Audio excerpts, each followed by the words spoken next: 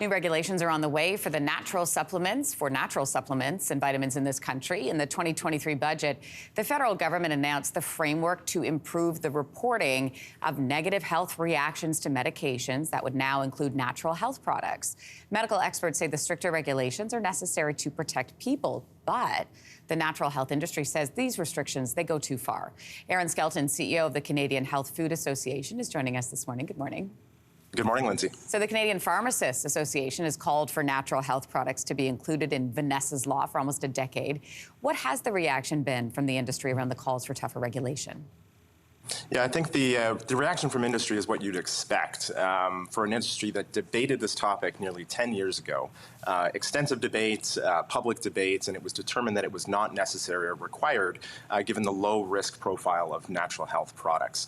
And then fast forward nearly 10 years and we've got a non-budgetary item put into a budget. So the debate and the public understanding of this isn't really brought to the forefront. But what I'd like to highlight is that most people assume that natural health products are just vitamins, supplements, and minerals, when in fact they extend to things like toothpaste, deodorant, and sunscreens.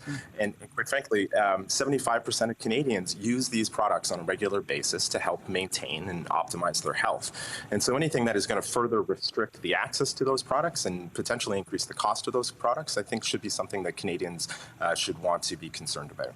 Last month, your organization released a study of the impact of new regulations and found more than 70% of brands say they would have to remove a product from the market. And 1 in 5 brands say they are considering leaving the Canadian market altogether. So what would this mean for consumers?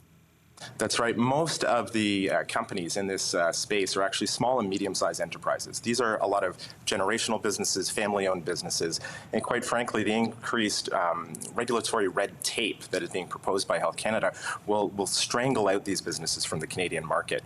Ultimately, that is going to create or hurt jobs in Canada and reduce access to Canadians on the products that they use every day and ultimately drive businesses out of Canada, all while leaving the online marketplace is open, which I'll remind viewers is unregulated and unmonitored. So there's a lot of concerns both for the businesses, but ultimately for consumers. And that's really the main reason that we started our campaign around saveoursupplements.ca. It's a great website you can go to get more information on the products you love, but also a really quick tool to be able to send a letter to your local MP to let them know how you feel about this situation and how important these natural health products are to you and to your family. When we talk about Vanessas Law, what exactly are we talking about? So Vanessas Law was initially introduced as a regulation around pharmaceuticals and medical devices. And it was really intended to capture adverse reactions and increase fines. But they really was specific to sort of pharmaceutical drugs. Today, reporting is mandatory by all businesses, and consumers can do that reporting on their own. So the biggest concern for us is how this debate happened nearly 10 years ago, and then today was slipped through on a budget bill. So if not through Vanessas Law, how should natural health products be regulated then? So I think the great news for everybody is the natural health product industry in Canada is a world-renowned regulatory system. So Health Canada actually reviews and approves all products before they hit market. Any claims that are made need to be scientifically validated by Health Canada. And at any point in the life cycle of a natural health product in Canada, Health Canada can demand and request more information on that. If a Canadian sees a NPN number on the product, they can have a high degree of confidence in the safety and the efficacy of those products today. We have a world-class system, and unfortunately, Health Canada is looking to dismantle that system, and that's something I think that Canadians will want to stand up and make sure that their voice is heard on. Listen, Aaron, we'll be watching. We appreciate your time this morning. Thanks. Thank you so much, Lindsey.